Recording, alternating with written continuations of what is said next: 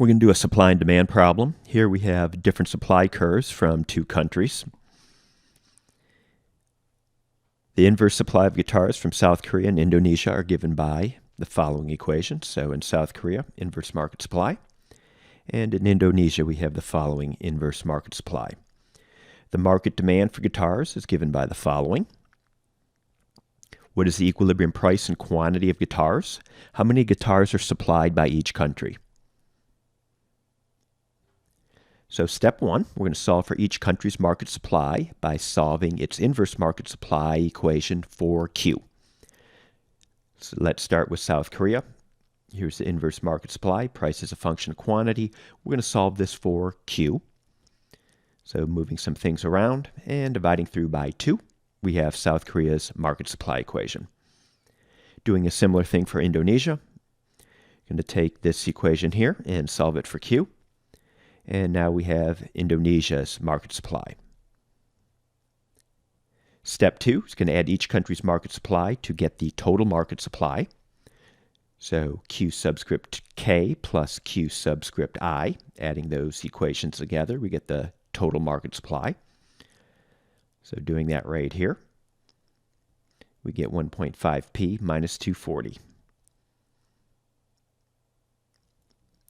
Step 3 is setting the quantity demanded equal to the quantity supplied. Here's our demand equation, and here is our total market supply equation. Setting Q equal to Q, making our substitutions, and now simplifying and solving for P.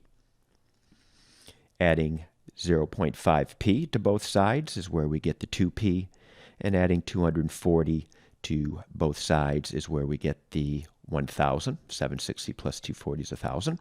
Dividing through by 2, the equilibrium price is $500 per guitar. To get the equilibrium quantity, take this price and plug it back into either one of these equations. I plug it back into the supply equation, and we see that the equilibrium quantity of guitars is 510.